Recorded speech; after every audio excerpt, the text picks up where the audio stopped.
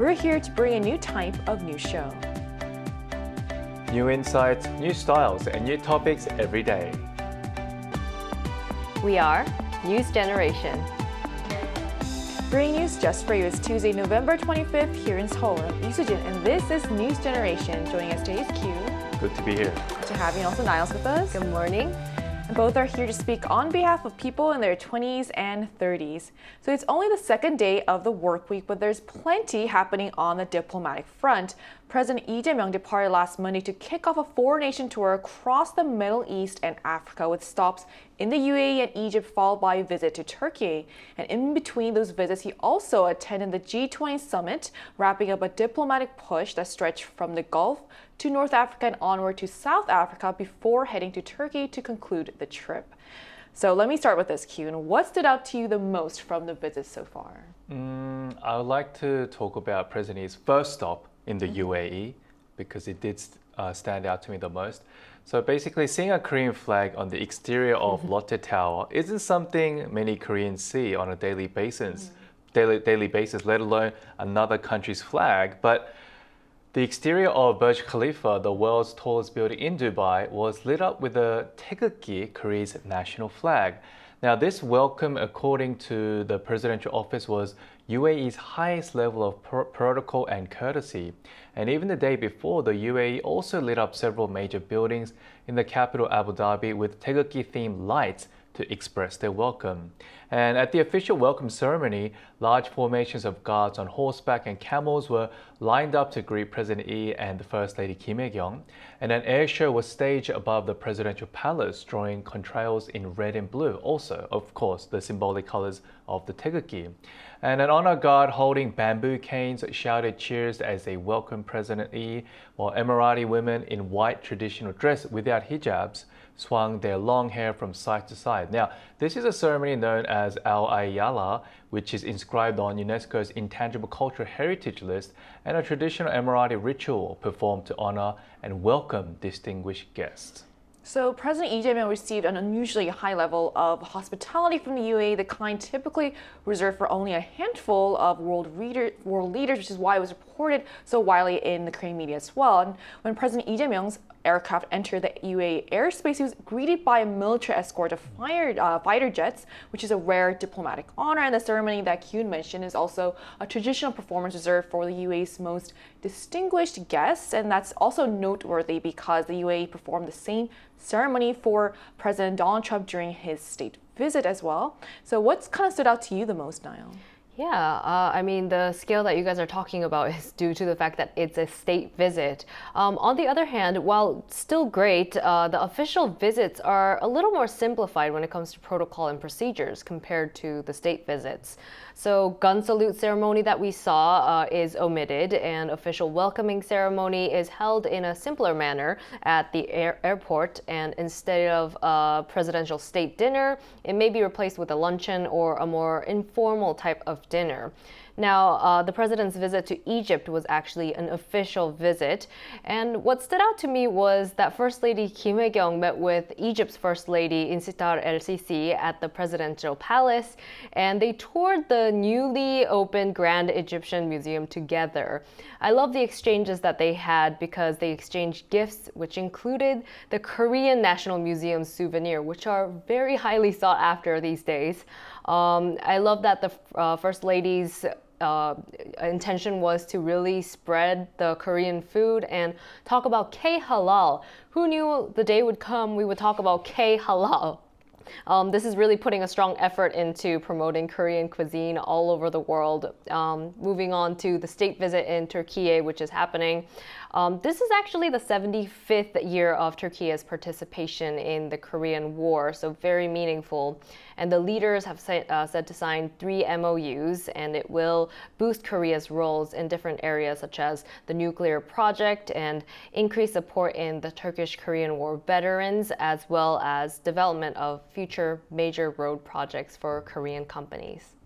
So like you said, even though Egypt was an official visit and not a state visit, we still saw a lot of meaningful diplomatic gestures from the First Lady's cultural tour of the museum to the symbolic exchange of gifts. But what's interesting is that beyond these diplomatic moments, President E's tour is also shining a spotlight on something much bigger, the growing influence of Korean culture in the Middle East. So we're going to dive deeper into this phenomenon, but first let's take a look at the screen.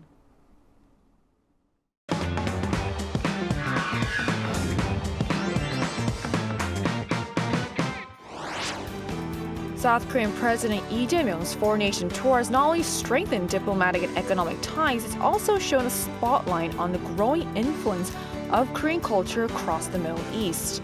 From K-pop and K-dramas to beauty and even food, K-culture continues to capture the attention of young audiences throughout the region. So today on News Generation, we're taking a closer look at why Korean culture resonates so strongly in the Middle East and what Korea needs to do to ensure the Korean wave continues to thrive in this region. So as we just saw in the video, President Lee's visit has really highlighted just how strong the demand for Korean culture is across the Middle East. From K-dramas and K-pop to beauty, fashion, even children's content, interest in Korean entertainment seems to be growing rapidly in the region. So to put it in perspective, so how much has the Korean wave actually grown in the Middle East in recent years, Kim? So to give our viewers a clear understanding of the huge growth of the Korean wave in recent years, let's take a look at the screen. According to the Korea Foundation, the number of Hallyu fans in the MENA region reached 1.3 million in 2021, which was a tenfold increase from 130,000 in 2011.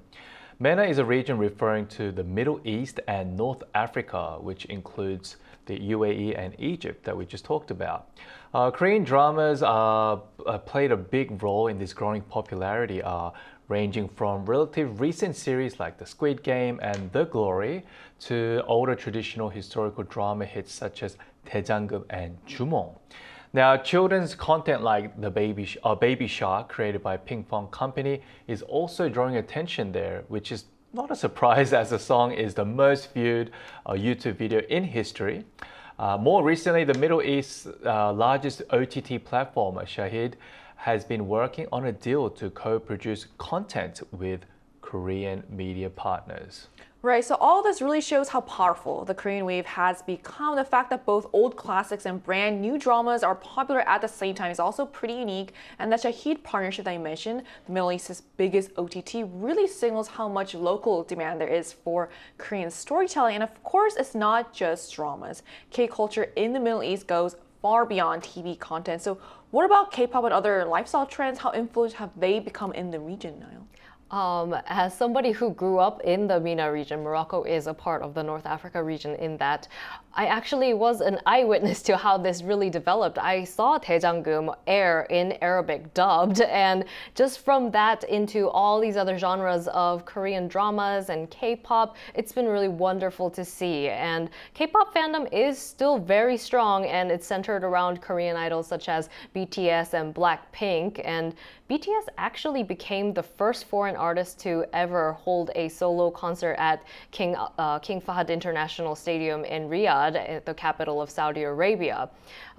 Korean food, cosmetics, and other Korean-made products are also growing in popularity, and you can see that in different platforms amongst Middle Eastern millennials and Gen Z. It's trendy to film short-form videos wearing Korean idol-style clothes and makeup and using Korean cosmetics. And on top of that, Korean foods, which has captured the heart of the entire globe, it seems. They frequently appear in different contents as mukbang, and it's also drawing attention. And many Korean restaurants in physical form are already operating successfully in major Middle Eastern countries and different cities such as Dubai and Cairo. Korean fried chicken, which we all love, specific brands like Kyochon, Nene, and BBQ have already entered the Middle Eastern market very successfully, I'm very pleased to say. As demands for convenience store food also increases, eMart24 has recently opened its first branch in the Middle East, and it's begun targeting the Middle Eastern market. All this really shows that Korean Wave isn't just something people watch or listen to anymore. It's influencing what they eat, what they buy, how they do their makeup, even what shows up on their TikTok feeds. And seeing Korean brands and restaurants thrive in cities says a lot about how deeply this connection is taking root. And when people love a country's culture this much, it also often leads to wanting to experience it firsthand. So are we seeing more Middle Eastern travelers choosing Korea as a destination, whether it's for tourism, study, or maybe even medical care? Definitely, as Korea is becoming a more favorable tourist destination, more people coming to visit Korea beyond just traveling. So the medical Korean wave, so-called, is also becoming quite popular as many people from the Middle East come to Korea for travel and at the same time to undergo medical health checkups. Now, this was not a common thing at all among travelers, but it's becoming more like a tourist package. And in Korea, when you do medical checkups, I'm going to get one very soon as well. It's very detailed and they just do from like head to toe, every single checkup you need. You can add, I guess, more extra parts you want to get checked up on, but it's very detailed and they're very friendly and they explain everything to you. And I guess I'm sure they'll explain everything in English as well to all the tourists. Also, a few years ago, photos of Dubai Crown Prince Hamdan visiting a friend who was hospitalized at a Korean hospital and also sightseeing in Korea during his trip became very, very viral because he went online and people were just like so fascinated at seeing like Crown Prince visit Korea and visiting different Korean destinations and enjoying everything about Korea, just I guess connected Korea and the Middle East closer together. So I'm actually getting my medical checkup next week. It's You something are? I've been looking forward to for months. Looking forward to it? Really? Is it your first time? It's not my first time. Oh, okay. Every year, it's like a highlight of my I see. like the winter season. I always look forward to it. And it's because it's so well organized and like you said, Right. it gives you really a detailed response of what your health is like. So it's fascinating. So one thing to enjoy Korean dramas or music from afar, but choosing to travel here or even get medical checkups in Korea shows a much stronger connection. That story about the Dubai Crown Prince's visit really shows how visible that interest has become. So to gain more perspective about how popular Korean culture is in the Middle East, we're going to talk to a young person from the region. That conversation will take place right after the break, so don't go anywhere.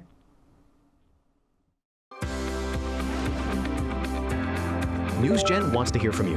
Go to YouTube and search out Channel Arirang News. Click Posts and cast your vote in the poll. Make a new type of news with us. So joining us today is Tasneem, a Kbeauty influencer from the UAE. So hello, thank you so much for connecting with us today. Thank you so much for your time and thank you so much for inviting me, guys. So to Nice get right to meet you. into My it, name is Tasneem. it's good to have you. So how popular is Korean culture, such as there's so many different components to it, music, food, and beauty in the Middle East these days? I would say it's extremely popular these days, to be honest. As someone who's born and raised here in UAE, and I do have a different nationality, which is an Egyptian, I believe that I was maybe the first who got like in love with Korea. Maybe because I'm more into K dramas and K culture, also into Big Bang, like, kind of old, but not that old yet. I would say that the Korean drama, Korean culture is very, very popular nowadays. You can see everything related to Korea in even the local supermarkets. That's quite actually strong when it comes to the Korean culture. The things that is going really viral these days is actually the K-food, especially the Korean fried chicken. And now the Korean skincare is beyond expectation. Like before, I would say around 6 to 4 years ago, it was only like few products. I would say a toner pads, maybe like a sun cream and so on. But now you have a full routine, different companies, and there is actually a huge competition. That is really interesting, and it's lovely that you can try a lot of things.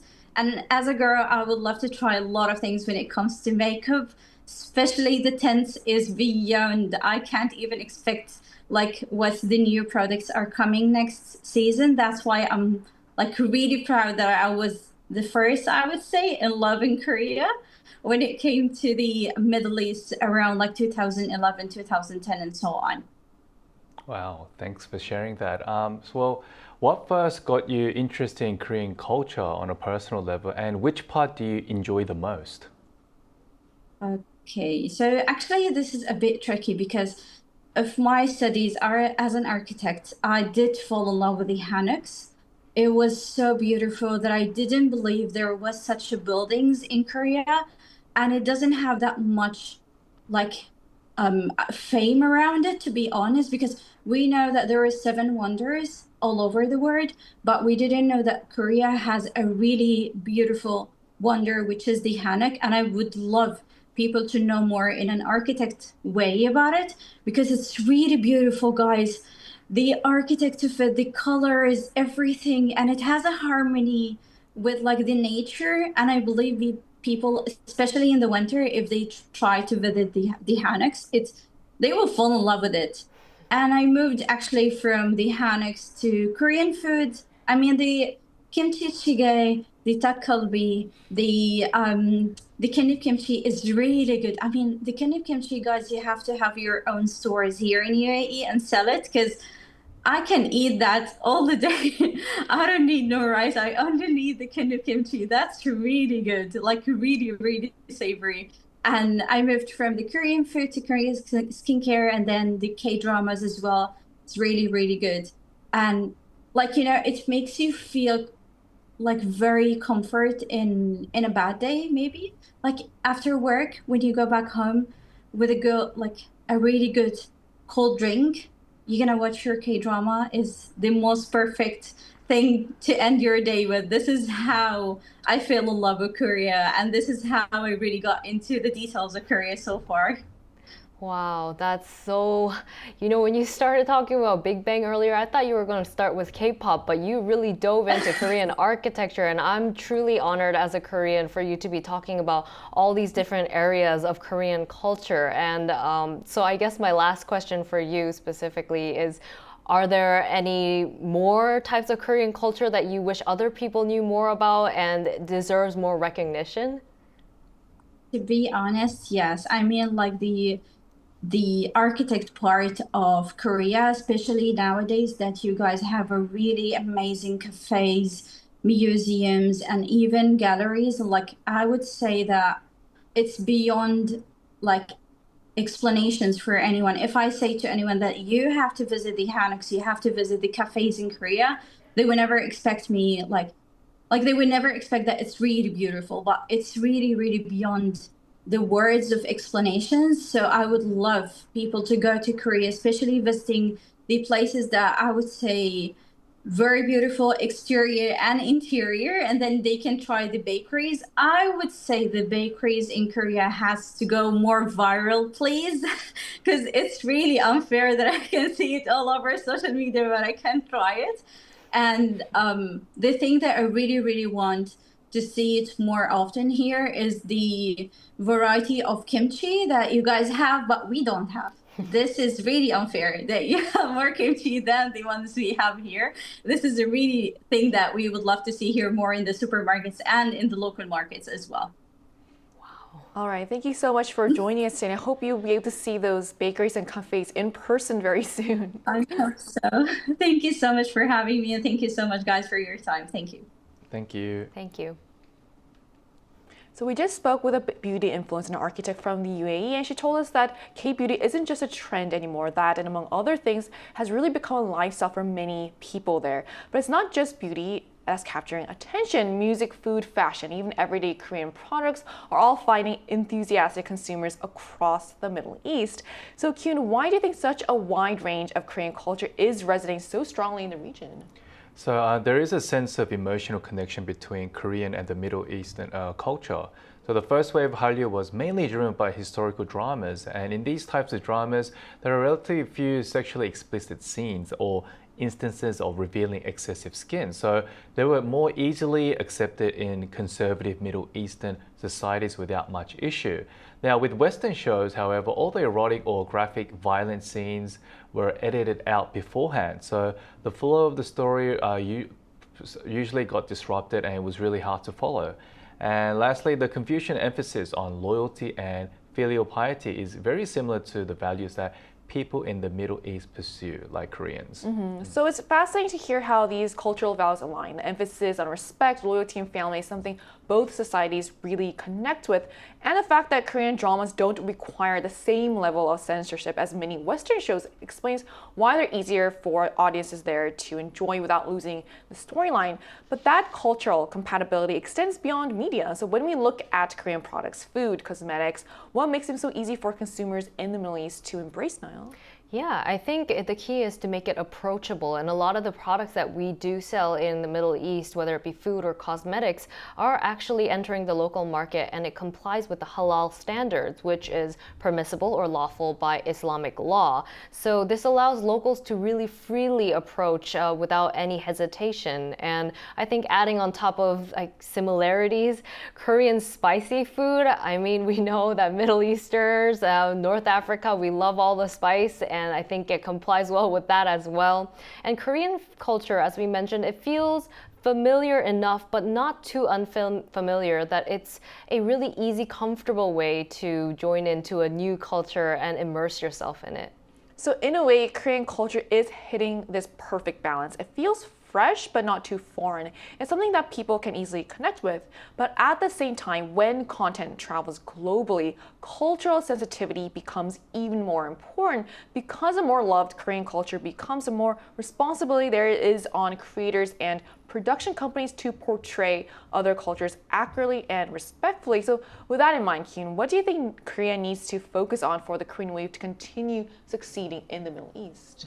So it is a very sensitive issue, and there have been cases in which some Korean content approaches or portrays the Middle East it was based on a distorted perception.